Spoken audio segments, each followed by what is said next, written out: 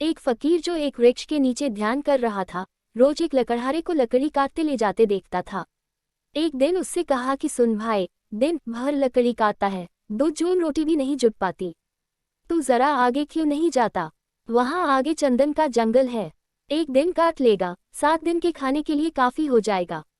गरीब लकड़हारे को भरोसा तो नहीं आया, क्योंकि वह तो सोचता था कि जंगल को जितना वह जानता है और कौन जानता है। जंगल में ही तो जिंदगी बीती, लकड़ियां काटते ही तो जिंदगी बीती। ये फकीर यहाँ बैठा रहता है वृक्ष के नीचे, इसको क्या खाक पता होगा।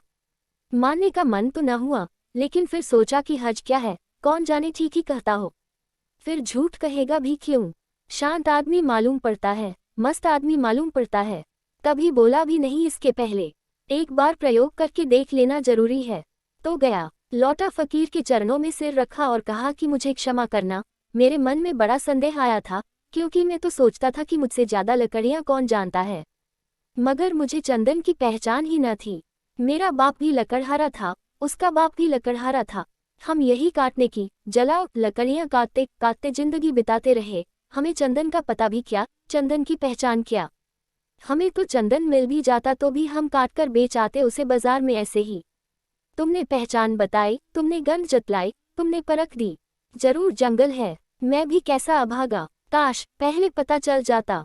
फकीर ने कहा कोई फिक्र न करो, जब पता चला तभी जल्दी है, जब घर आ गए तभी सबेरा है।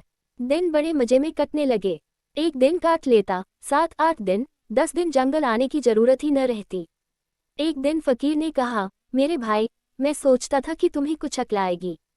जिंदगी भर तुम लकड़ियां काटते रहे, आगे न गए, तुम्हें कभी यह सवाल नहीं उठा कि इस चंदन के आगे भी कुछ हो सकता है।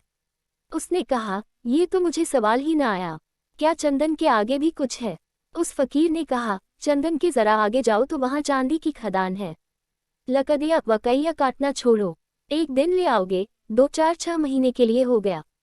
अब तो भरोसा आया था, भागा, संदेह भी न उठाया। चांदी पर हाथ लग गए तो कहना ही क्या, चांदी ही चांदी थी। 4-6 महीने नदारद हो जाता, एक दिन आ जाता, फिर नदारद हो जाता। लेकिन आदमी का मन ऐसा मूड है कि फिर भी उसे ख्याल न आया कि और आगे कुछ हो सकता है। फकीर ने एक दिन कहा कि तुम कभी जागोगे कि नहीं, कि मुझे को तुम्हें जगाना पड़ेगा। आगे सोने की खदान है मूर्ख, तुझे खुद अपनी तरफ से सवाल, जिज्ञासा, मुमुक्षा कुछ नहीं उठती कि जरा और आगे देख लूं। अब 6 महीने मस्त पड़ा रहता है, घर में कुछ काम भी नहीं है, फुर्सत है, जरा जंगल में आगे देखकर देखूं ये ख्याल में नहीं आता।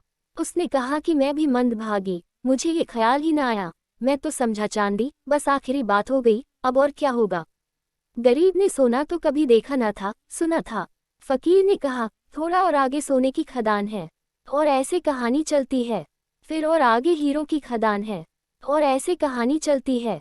और एक दिन फकीर ने कहा कि ना समझ, अब तू हीरो पर ही रुक गया। अब तो उस लकड़हारे को भी बड़ी अकड़ आ गई, बड़ा धनी भी हो गया था, महल खड़े कर लिए थे। उसने कहा, अब छोड़ो, अब तुम मुझे परेशान न करो, अब हीरो के आगे क्या हो सकता है। उस फकीर ने कहा, हीरो के आगे मैं हूँ।